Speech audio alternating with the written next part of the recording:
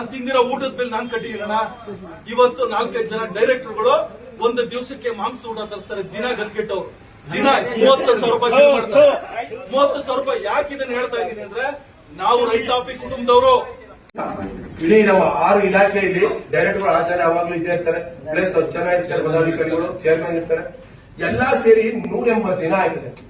180 ದಿನದಲ್ಲಿ working days, ನಾನ್ working days 40 ದಿನ ಕಳೆದಾಕಿ, ಅಲ್ಲಿ ಉಳಿದ 140 ದಿನ. 140 ದಿನಕ್ಕೆ ಸರಾಸರಿ 2,901 ರೂಪಾಯಿ ನಾವು ಊಟ ಖರ್ಚು ಮಾಡಿದೀವಿ ಪರ್ ಡೇ.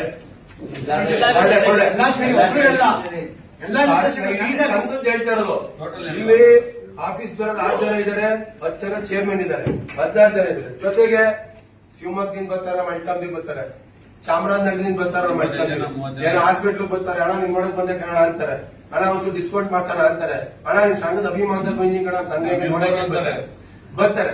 ಬಂದಾಗ ನಾವು ಹೊಸ ಕಳಿಸಿದ್ದೇವೆ ಸರ್. ಪ್ರತಿದಿನ ಮಾಂಸೂಟ ಅಂತ ಹೇಳ್ತಾರೆ ಇವರು, ಪ್ರತಿದಿನ ಬಾಟೂಟ ಅಂತ ಹೇಳ್ತಾರೆ. ಹೌದಾ? ಹೇಳಿ ಬಿಲ್ ನೋಡ್ಕೊಳ್ಳಿ ಇಲ್ಲಿ.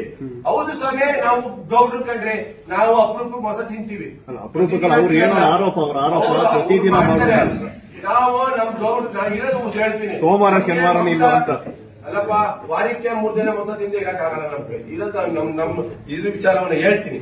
ಇಲ್ಲಿ ನೋಡಿ, ನಾನು ಆನ್ ರೆಕಾರ್ಡ್ ನಮ್ಮ ಆಡಿಟರ್ ಸೈನ್ ಮಾಡ್ಕೊಟ್ಟಿದ್ದಾರೆ. ಕೇಳಿ, ನಮ್ಮ ಆಡಿಟರ್ ಸೈನ್ ಮಾಡ್ಕೊಟ್ಟಿದ್ದಾರೆ. ನಾನು ಅದಕ್ಕೆ ಡಾಕ್ಯುಮೆಂಟ್ ಇಟ್ಕೊಂಡು ಮಾತಾಡೋದು. 2,901 ರೂಪಾಯಿ ಪ್ರತಿ ದಿನದಂಗೆ 140 ದಿನಕ್ಕೆ ಖರ್ಚು ಮಾಡಿ. ಇದು ಕೇವಲ ಬರೀ ನಮ್ಮ ಊಟದ್ದೇ ಅಲ್ಲ, ಇದರಲ್ಲಿ ಆಫೀಸ್ ಬೇರೆ ಮೀಟಿಂಗ್ ನಡೀತದೆ, ಡೈಲಿ ಕಾಫಿ ಟೀ ಇರ್ತದೆ, ನೀರ್ ಇರ್ತದೆ, ಬಂದವರು ಹೋಗೋರು ಯಾರ್ಯಾರು ಗೆಸ್ಟ್ಗಳು ಎಲ್ಲ ಸೇರಿ 2,901 ರೂಪಾಯಿ ಒಂದ್ ದಿನಕ್ಕೆ ಖರ್ಚು ಮಾಡಿದೀವಿ ಕಣಪ್ಪ. ಅದು ತಪ್ಪು ಅಂದ್ರೆ ನಾನು ವಾಪಸ್ ನನ್ನ ದುಡ್ಡು ವಾಪಸ್ ಕೊಡಕ್ಕೆ ನಾವು ಸಿದ್ಧ, ನಾವು ಕೊಡ್ತೀವಪ್ಪ. ಆಯ್ತಾ? 2,900 ರೂಪಾಯಿ ಖರ್ಚಾಗಿದೆ. ಅವರು 30,000 ಅಂತ ಹೆಂಗ್ ಹೇಳಿದ್ರು? ಒಂದ್ ದಿನಕ್ಕೆ 30,000 ರೂಪಾಯಿ ನಾವೇನು ಮನುಷ್ಯರ ದಿವ್ವ ಜೊತೆ